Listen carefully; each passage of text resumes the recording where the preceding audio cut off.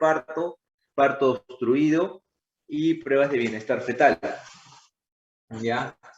A ver, ¿qué es un parto? Un parto es un conjunto de fenómenos fisiológicos que tienen por objeto la salida de un feto viable del tracto genital materno.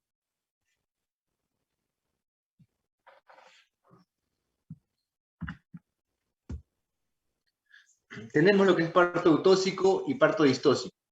El parto eutóxico, también llamado parto normal, y el parto distóxico, llamado mal parto, parto normal, parto complicado, viene a ser lo que es la cesárea. Dentro de lo que es los periodos de la labor de parto, tenemos lo que es la dilatación, el expulsivo, el alumbramiento y el puerperio inmediato. Hay que tener en cuenta acá y tener claro lo que es las definiciones. Debemos saber lo que es pródromos de trabajo de parto, inicio de trabajo de parto fase latente, fase activa, expulsivo, alumbramiento. Generalmente hay problemas cuando no tenemos claro la definición entre lo que es pródromos de trabajo de parto e inicio de trabajo de parto. Y pretendemos decir que la fase latente viene a ser desde 1 centímetro de dilatación hasta 3. Cuando, antes de que empiece un trabajo de parto como tal, tenemos lo que tener en cuenta lo que es pródromos de trabajo de parto e inicio de trabajo de parto. Pródromos de trabajo de parto e inicio de trabajo de parto pueden ser similar, ya que en ambos hay cambios en el cuello, en ambos hay pérdida de tapón mucosa. La diferencia radica principalmente en lo que es la incorporación o el acortamiento del cuello. Una incorporación o un acortamiento del cuello menor del 50% va con lo que es pródromos de trabajo de parto. Y una incorporación mayor del 50%, hasta 1 centímetro de dilatación, va con lo que es inicio de trabajo de parto. Y fase latente viene a ser 2-3 centímetros de dilatación. Para a partir de 4 hasta 10, que es el expulsivo, venga a ser lo que es la fase activa, y viene ya el expulsivo y de ahí la expulsión de la placenta o alumbramiento. Para nosotros ver y manejar los tiempos de la evolución de un trabajo de parto, hay que tener en cuenta lo que es la velocidad de dilatación, la velocidad de descenso de la cabeza del feto y la duración del periodo de cuánto dura una dilatación, cuánto dura un expulsivo y cuánto dura un alumbramiento. Porque probablemente si nos salimos de los tiempos de esto, nos estemos encontrando ante un trabajo de parto disfuncional o un parto obstruido. Y no debemos forzar un trabajo de parto más de lo necesario porque ahí vienen las complicaciones. Dilatación es hasta 1.2 centímetros por hora una nulípara o una primigesta y una multípara 1,5 centímetros por hora. Estamos en cuanto a lo que es la velocidad de dilatación. La velocidad de descenso de la cabeza, que por lo general se da a partir de los 7 centímetros de dilatación, en las nulíparas es de 1 centímetro por hora y en las multíparas de 2 centímetros por hora. Lo que es la velocidad de dilatación, estamos hablando de lo que es fase activa principalmente en una nulípara 8 a 12 horas, en una multípara 6 a 8 horas. El expulsivo, según literatura, es 2 horas para la nulípara y 1 hora para la multípara. Pero para protocolos hospitalarios se ha tratado de fijar un promedio. 50 minutos o 45 minutos para lo que es la primigestas y multíparas 20 minutos. En cuanto al alumbramiento o la expulsión espontánea de la placenta, hasta 30 minutos para ambos, si no tenemos riesgo de retención placentaria. Acá podemos ver en este gráfico cómo va cambiando el cuello conforme va avanzando el trabajo de parto. Un cuello que no está en trabajo de parto, el tamaño promedio de un cuello es de 2.5 a 3.5 centímetros de longitud. Acá en este gráfico se va cortando, acá empieza a dilatar, está empezando la labor de trabajo de parto, acá ya se encuentra en fase activa, y acá podemos ver esta muesca a este nivel. Justo acá se da la inserción de los ligamentos redondos, y esta muesca se hace más notoria con respecto a este útero de acá. ¿Por qué? Porque acá si se insertan los ligamentos redondos, se va a dar una tensión, como todo ligamento. Y esto va a llevar a la formación de lo que es el anillo de Bandt. El anillo de Bandt es un anillo de retracción patológico que se forma principalmente cuando hay problemas de parto obstruido, trabajo de parto disfuncional, debido a que no avanza el trabajo de parto. se tensa el ligamento redondo, se forma el anillo de Van, y eso generalmente es notorio en pacientes delgadas.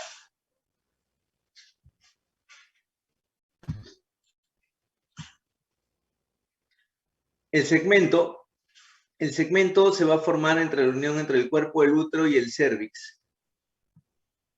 Este es el segmento, lo que en una paciente que no está en trabajo de parto se llamaría ISU. Ese segmento se forma a partir de las 34 semanas y media, 35. Estamos.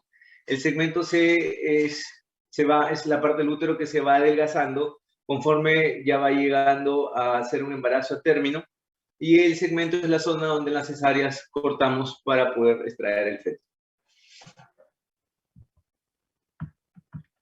En una paciente que no está en trabajo de parto, tenemos las contracciones fisiológicas de Braxton Hicks que pueden llegar de 0 a 25 milímetros de mercurio como un promedio. Cuando ya están en trabajo de parto, las contracciones pueden presentar una intensidad de 10 milímetros de mercurio hasta 50 milímetros, y ya lo que se encuentra en expulsivo puede llegar prácticamente de 60 milímetros de mercurio hasta 100. Por eso que las contracciones son más dolorosas en el expulsivo. Factores del trabajo de parto que hay que tener en cuenta. El factor motor, que son las contracciones uterinas, el móvil, que viene a ser el feto, el canal, la pelvis, y el tiempo, que es lo que hemos conversado hace un rato. Cuando hablo de incorporación o cortamiento, miren la diferencia entre la longitud de este cuello con este, y acá ya deja de acortarse para empezar a dilatar. Con esto les estoy diciendo que por lo general en una primigesta primero el cuello se acorta y luego dilata. Pero en las multíparas el cuello se acorta y dilata simultáneamente.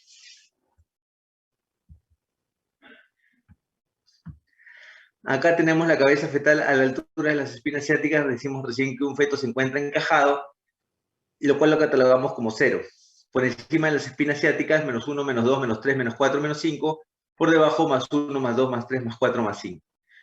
El feto, una vez que ya llega al estrecho inferior de la pelvis, como cuando les dije la clase de anatomía, y les dije que el estrecho inferior era el único parámetro modificable, una vez que el bebé ya está en el expulsivo, ¿no es cierto?, y la cabeza está coronando, hay una retropulsión del coxis para ampliar el diámetro anteroposterior de la pelvis en el estrecho inferior, y el feto puede hacer el movimiento de arcada o de flexión, el cual es fisiológico solo a la salida del bebé del canal. O sea, en el estrecho inferior, cuando la cabeza corona, en el expulsivo, ahí es fisiológico que el bebé haga ese movimiento de deflexión para no impactar con el pubis y poder salir. Dentro de la progresión del trabajo de parto hay que tener en cuenta los siguientes parámetros: el grado de dilatación, la velocidad de dilatación, la altura de presentación y la velocidad de descenso. Friedman estudió en 1950 la progresión del trabajo de parto de 500 mujeres. Describió la utilidad de los 4 parámetros de progresión del trabajo de parto. Lo que más nosotros estudiamos es la curva de Friedman. Es una curva sigmoidea que describe la progresión del trabajo de parto y es la de un trabajo de parto ideal. Como podemos ver en el gráfico, acá tenemos lo que es dilatación, acá tenemos lo que es tiempo. Y cuentan fase latente a partir de 2 centímetros de dilatación. No lo cuentan a partir de 0. De 0 hasta 1 es inicio de trabajo de parto, como les dije, y a partir de 2 ya viene a ser fase latente, 2 y 3 y 4 activa. Y tenemos un tiempo de duración de la fase latente de hasta 8 horas. Y un tiempo de duración de la fase activa de hasta 6 horas. Y acá podemos ver en una nulípara o una primigesta, la línea azul es la de descenso de la cabeza del bebé, la línea roja la de la dilatación, y podemos ver que a partir de 4 centímetros de dilatación, esta se hace en pendiente, o se acorta el tiempo, y pasa a ser, ¿no es cierto?, 1 centímetro por hora. Y recién, siguiendo la curva azul, a partir de 7 centímetros de dilatación es cuando también se disminuye o se acorta el tiempo de desaceleración, de descenso de la cabeza del bebé. De descenso de la cabeza del bebé.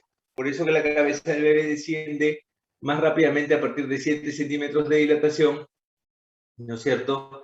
Y la dilatación acorta su tiempo de dilatación y se hace más frecuente, 1 centímetro por hora o 1.2 centímetros por hora, si queremos ser más exacto, a partir de 4 centímetros de dilatación. Con una multípara ocurre similar, pero es más acortado los tiempos, ¿no es cierto? También a partir de 4 centímetros de dilatación aumenta la dilatación y el descenso de la cabeza del bebé a partir de 7 centímetros. Sino que esto ocurre más pronto. Partograma. El partograma es importante porque es el documento que ustedes les va a permitir en su SERUM cuando están ante una paciente en trabajo de parto, fase activa, el partograma se inicia a partir de fase activa, ver en base a tiempos, ¿no es cierto? Y en base a dilatación, y en base a todo lo que hemos conversado hasta ahora, en cuanto a lo que es cuánto debe dilatar por hora una multípara, cuánto debe dilatar por hora una primigesta, ver si un trabajo de parto se nos está saliendo de la curva de acción. Y eso nos va a llevar a que nos encontremos probablemente ante un trabajo de parto disfuncional, ¿no es cierto? Si estamos en nuestro SERUM, ante un puesto de salud o un centro de salud donde no contamos con una sala de operaciones, es ilógico que nosotros vamos a pensar en que debemos colocar oxitocina para que avance y salga el feto, porque no sabemos si la causa de la disfunción sea tan solo falta de motor, como también podemos encontrarnos ante una distocia de presentación. Entonces, poner oxitocina nos va a llevar a introducir al bebé en un sufrimiento fetal por trauma obstétrico, porque estamos provocando contracciones en un momento inadecuado. Pero el partograma es el documento que nos va a avalar a nosotros para decir por qué motivo estamos transfiriendo, repiriendo un paciente durante el trabajo de parto. Porque simplemente se nos salió de la curva de acción y se está yendo a un trabajo de parto disfuncional independientemente de la causa de este. Y si no contamos con una sala de operaciones al lado, es mejor transferirla. El partograma tiene por definición que es el registro gráfico de la evolución del trabajo de parto teniendo en cuenta la dilatación cervical y el descenso de la presentación del bebé, del feto en función del tiempo.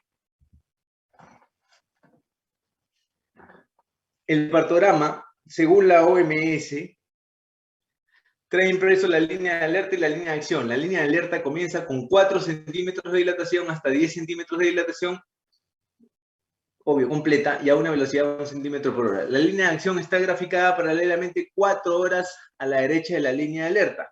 Vamos a verlo esto acá. Entre la línea de acción y la línea de alerta hay 4 horas. Supongamos que yo tengo un paciente con 5 centímetros de dilatación. Entonces yo tengo que registrarlo acá. 5 centímetros de dilatación. A las 2 horas se encuentra en 5. Sigue acá. Acá está. A las 2 horas más está en 6. Acá. 2 horas más sigue en 6. Ya me voy acá. Digo, 1 hora más sube a 7. 2 horas más sigue en 7. Ya me salí de la curva de acción. Ven, es una evolución tórpida del trabajo de parto lo que yo les estoy graficando. Entonces, si yo veo que se está yendo ahí, que se está disfuncionando, claro, probablemente la secuencia que yo les he dicho, doctor, en 2 horas se mantiene en 5, en 2 horas sube a 6, pasan 2 horas más, sigue en 6, pasa 1 hora más, sube a 7. Es una evolución tórpida y probablemente por alteración del motor, o sea, porque le falta un poquito de oxitocina, porque le falta un poco más de fuerza a ese útero. Probablemente no esté relacionado a ningún otro tipo de distosia, solo de distosia por falta de motor de las contracciones uterinas. ¿Ya? Y mi curva de acción, al salirse, mi partograma al salirse de la curva de acción me va a decir, oye, si está disfuncionando, probablemente por tantos motivos que puedan haber como causa de trabajo de parto disfuncional o parto obstruido. La tendría que transferir si yo no cuento con una sala de operaciones cercana para poder asumir el riesgo de colocar oxitocina a ese paciente. Se dice que la cabeza está encajada cuando ésta se encuentra a nivel de las espinas ciáticas, es decir, dilatación cero. A ver, es verdad que la literatura dice que para nosotros hablar que un bebé es encajado tiene que estar en las espinas ciáticas cero. Doctor, ¿y en qué momento vemos nosotros si las espinas ciáticas se encuentran encajadas? Si el bebé se encuentra encajado, si está en las alturas de las espinas ciáticas. Eso lo vemos en trabajo de parto, fase activa.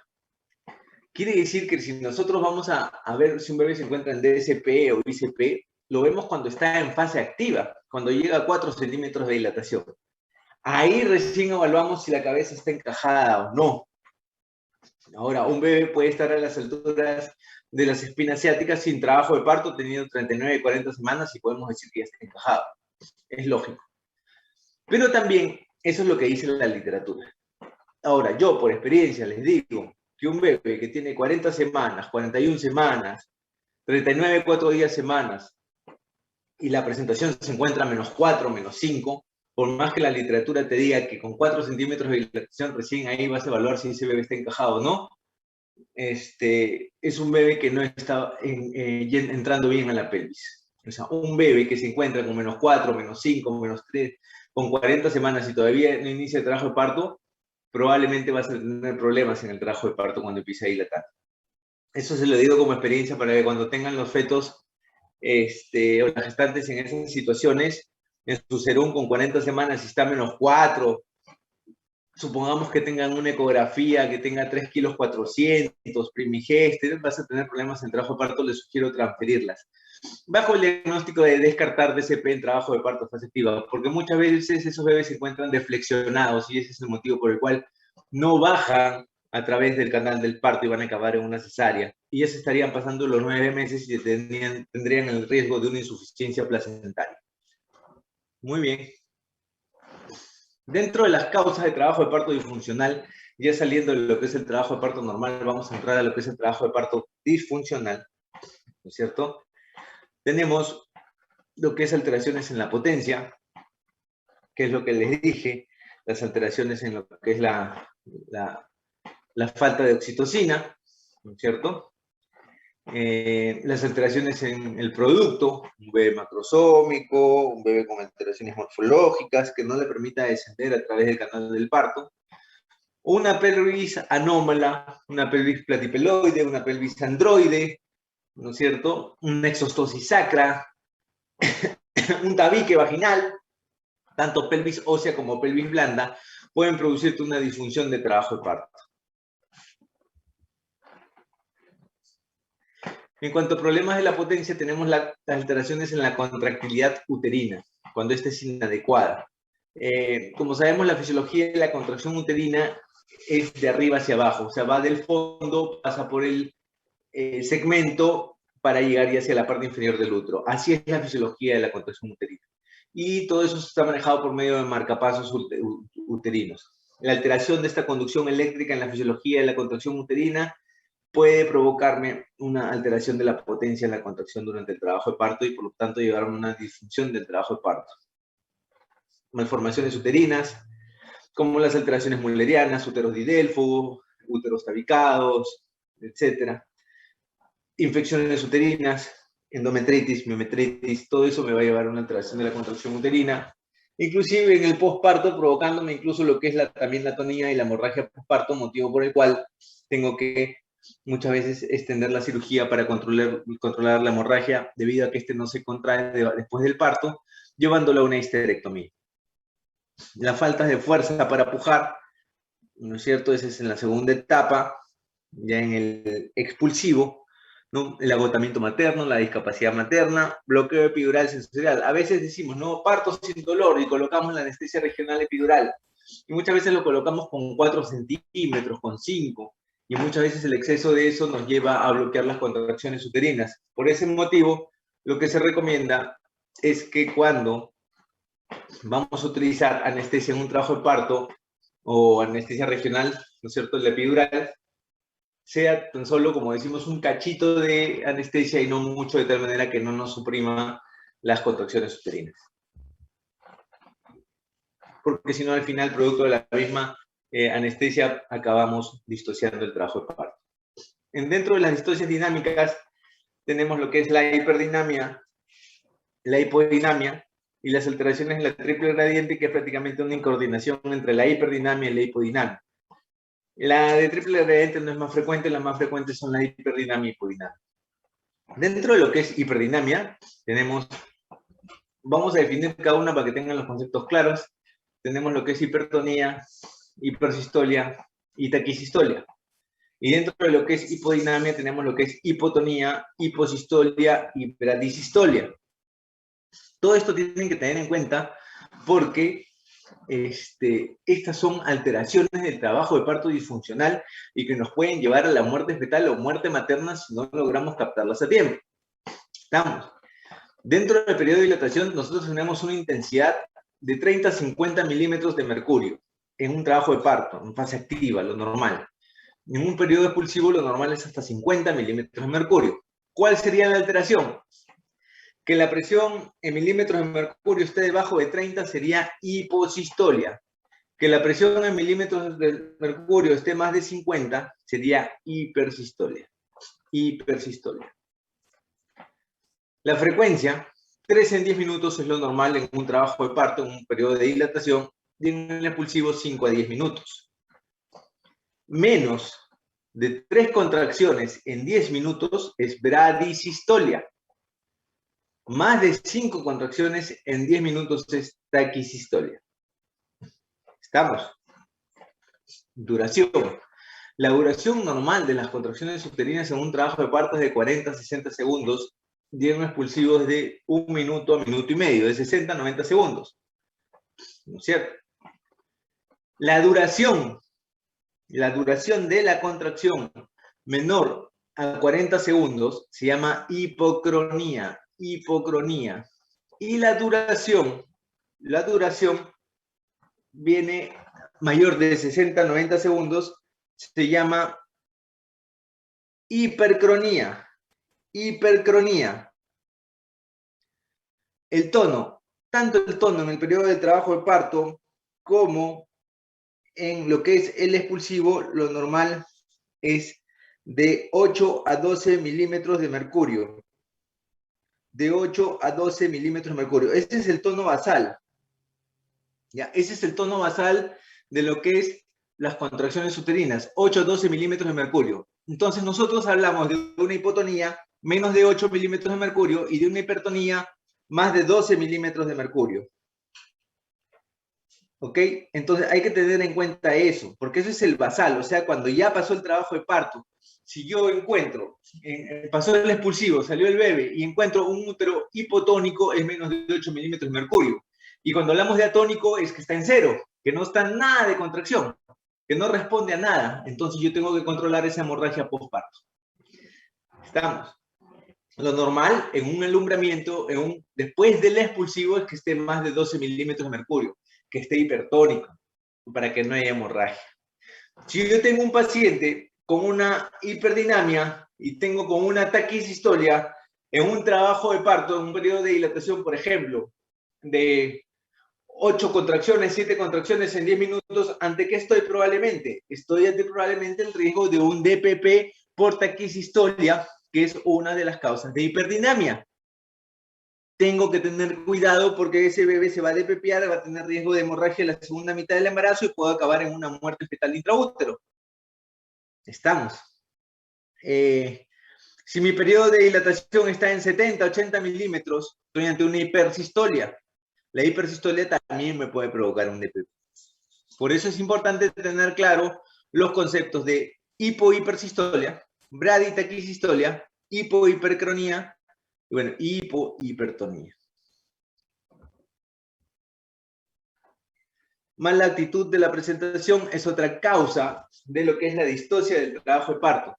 Tenemos lo que es la variedad occipito posterior, generalmente la variedad occipito izquierda, derecha, posterior, debido a que tiene que rotar el bebé, pasar por transverso para después hacerse anterior y pueda salir, se puede quedar en toda la rotación y se puede distociar. Tenemos la detención transversa profunda y lo que es las deflexiones como causas de distocia de trabajo de parto por presentación del feto. Entonces, dentro de lo que es las distocias del trabajo de parto por presentación del feto, tenemos las presentaciones deflexionadas. Tenemos 3 tipos de deflexión. A ver. Deflexión de primer grado, deflexión de segundo grado y deflexión de tercer grado. La deflexión de primer grado es la deflexión de Bregma. La deflexión de segundo grado es la de frente y la de tercer grado es la de cara. De estas 3 deflexiones, ¿cuál es indicación de cesárea y cuál no? La deflexión de Bregma, ya que es la de primer grado, a ver, normalmente un bebé cuando está bajando por el canal del parto, lo normal es que ofrezca el occipucio del canal del parto. Eso es lo normal, que ofrezca el occipucio. O sea, que ofrezca esta zona de acá. el occipucio, el bebé baja así. Pero si el bebé en el canal del parto me muestra las dos fontanelas, la bregmática y la occipital, es una deflexión de primer grado. Si me muestra solo la frente, la bregmática, es una deflexión de segundo grado. Y si me muestra la cara, es una deflexión de tercer grado. De las tres, la única que es indicación de cesárea es la de segundo grado, la frente, la bregmática, porque no va a poder hacer ese movimiento de arcada y de flexión que les demostré en la diapositiva anterior. Va a impactar contra el pubis y no va a poder salir. Entonces, la deflexión de segundo grado de frente es la que ustedes deben de captar en un trabajo de parto fase activa como para transferir el paciente. Ojo, si no lo hacen se van a encontrar con un parto obstruido en el expulsivo y van a tener más riesgo de muerte fetal. Por eso es importante dominar el tacto vaginal, palpar las fontanelas y determinar en qué grado de flexión se encuentra si es que viene deflexionado. Si el paciente también viene de cara, lo importante es que lo transfieran. Si están con 4 centímetros de dilatación, acuérdate que avanzan 1 centímetro por hora, pueden llegar a su nosocomio o institución más cercana para la atención por cesárea. Pero si el bebé de cara llega en expulsivo, no le va a quedar otra que atenderlos. Puede salir vía vaginal, pero va a salir equimótico con los signos del boxeador, con la cara bastante equimótica, morada, matizada, pero sale vía vaginal. Y la deflexión de primer grado, que es aquella en las cuales ambas fontanelas se encuentran en el canal del parto, tanto la occipital como la bregmática, también puede coronar sin ningún problema, ¿ya?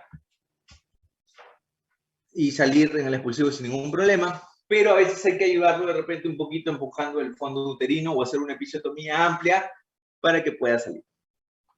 Dentro de los problemas del producto tenemos, bueno, la macrosomía, como le dije, algunas alteraciones morfológicas como lo que es de hidrocefalia, masas cervicales como el higroma quístico, hidrops fetal, aquellos bebés que están llenos de líquido, edematizados, entonces les cuesta salir por el canal del parto, o cuando salen por el canal vaginal pueden producir una serie de desgarros vaginales o desgarros cervicales que condicionan la hemorragia postparto.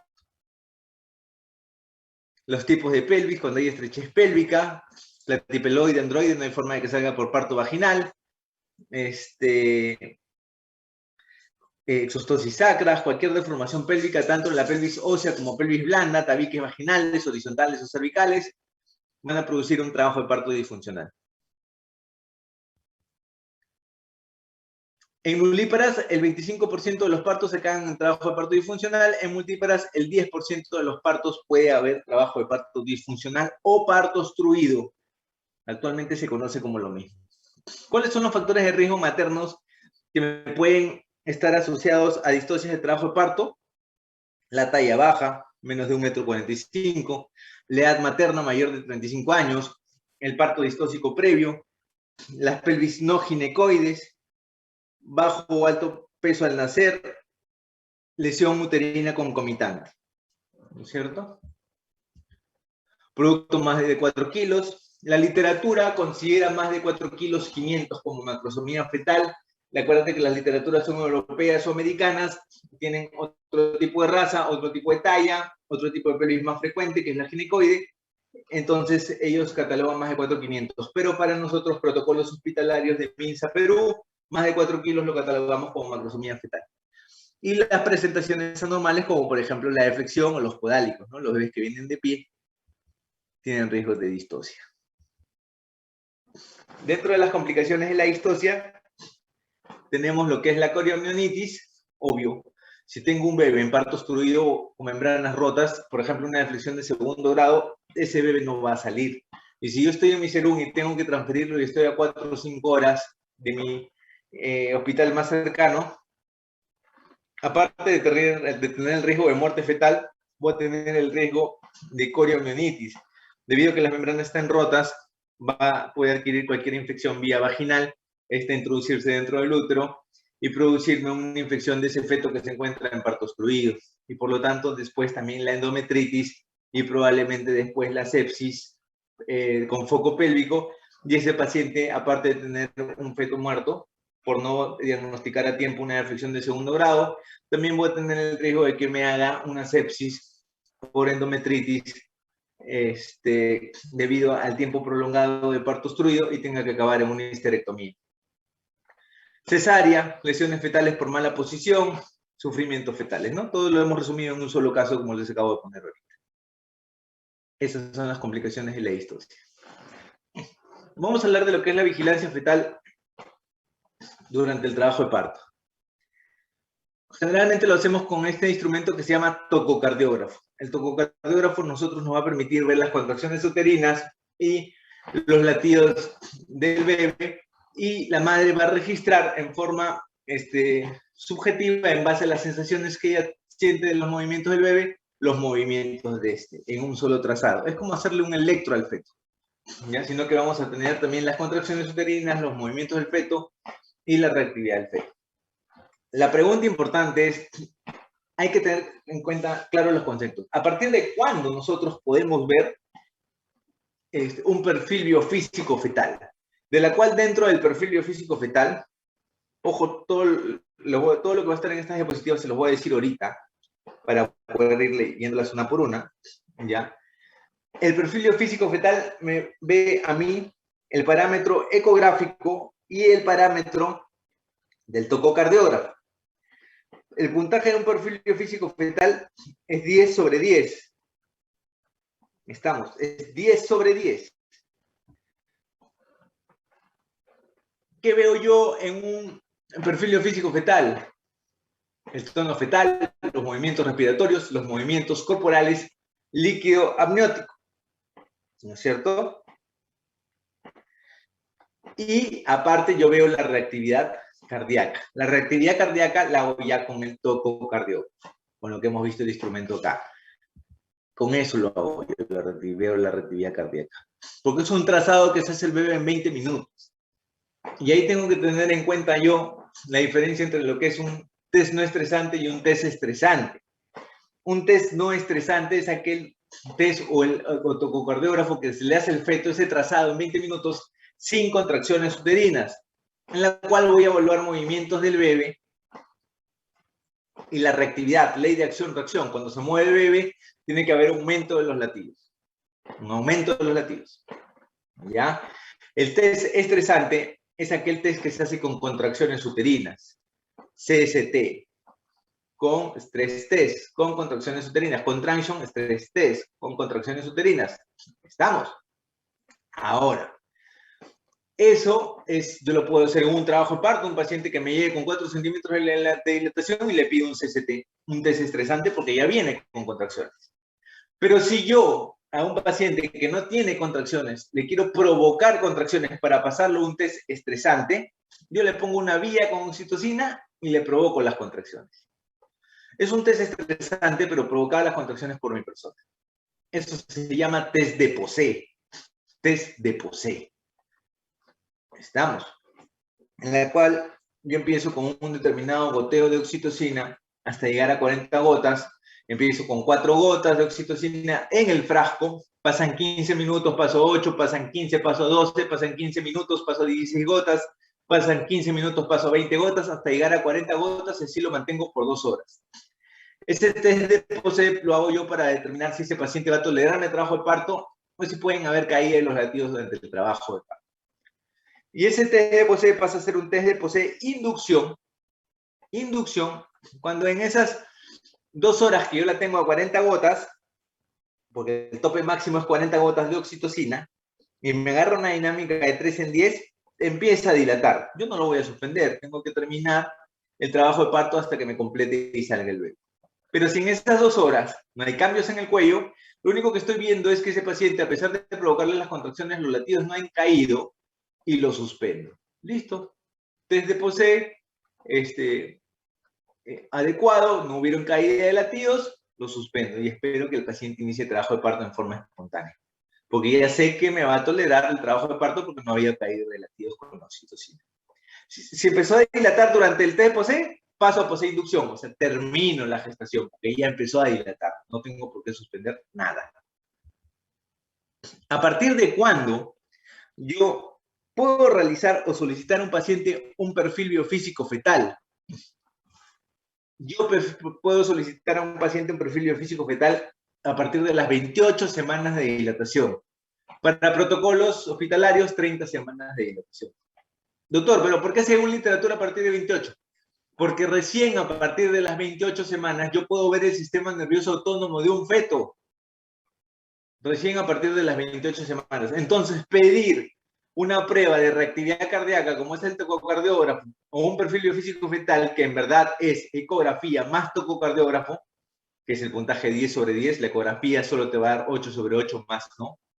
Por eso que el verdadero perfil biofísico fetal es ecografía, donde evaluamos tono, movimientos respiratorios, movimientos corporales, líquido amniótico, más la reactividad cardíaca que lo vemos por medio del monitoreo, ¿no es cierto? Lo pido a partir de las 28 semanas porque recién el sistema nervioso autónomo está maduro y voy a poder registrar los movimientos fetales y los movimientos corporales y respiratorios del feto. Un monitoreo intraparto, yo puedo pedir un monitoreo intraparto, o sea, un CCT, como les dije ya, con contracciones, porque intraparto es con contracciones, ¿no es cierto? Para ver principalmente si hay signos de hipoxia fetal. Ese es el fin, si hay signos de hipoxia fetal. Amnioscopía ya no se hace. Oximetría del pulso fetal tampoco. Muestra de sangre cuero cabelludo no, porque son procedimientos invasivos y me pueden condicionar la coriomionitis. La mejor forma de hacer un monitoreo fetal intraparto es con un monitoreo electrónico interno de la frecuencia cardíaca fetal. Tampoco, el interno no, el externo, que es el tococardiógrafo. Es el que se usa actualmente, porque es menos invasivo. ¿Cuál es el objetivo de todo esto? Ver signos de hipoxia fetal. Ver los signos de hipoxia fetal, que algunos también le llaman asfixia perinatal.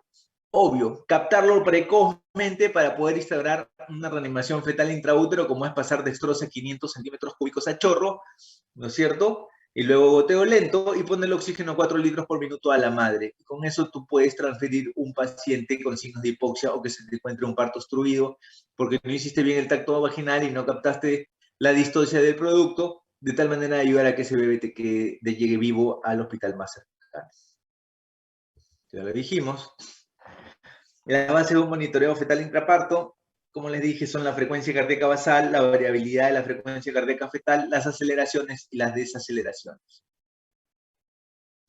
Los patrones que vamos a encontrar son los patrones normales, los patrones sospechosos y los patológicos. Lo normal, de 110 a 160 latidos, variabilidad de 5 a 25 latidos por minuto. ¿Qué se refiere con variabilidad?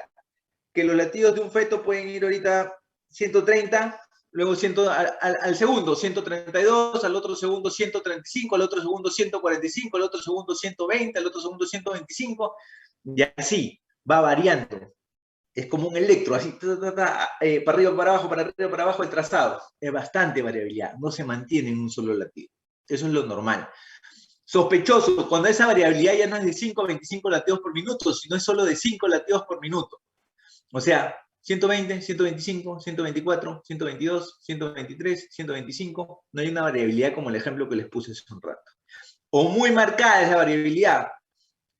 180, 150, 185, 145. Es muy variable también, riesgo. Son sospechosos de que algo puede estar mal. El patológico generalmente se asocia cuando ya hay desaceleraciones, o sea, hay caída de los latidos, o cuando la variabilidad es indetectable, o sea, 120, 121, 120, 119, 120, es como decir un monitoreo plano. Y la taquicardia, también más de 170 latidos por minuto, es patológico, la bradicardia menos de 100 latidos por minuto. No nos olvidemos que la taquicardia precede a la bradicardia. Entonces, cuando tú encuentras un bebé que todos los momentos los latidos, que el basal es 170 y en todo momento está 175, 177, 178, está en taquicardia, y acuérdate que esto va a preceder a la bradicardia y probablemente va a entrar en cualquier momento en un sufrimiento fetal.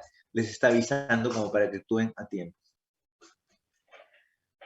¿Qué debemos evitar por medio de estos monitoreos? La hipoxia, la asfixia perinatal, las secuelas post-hipoxia, la muerte perinatal y obvio los problemas médicos legales.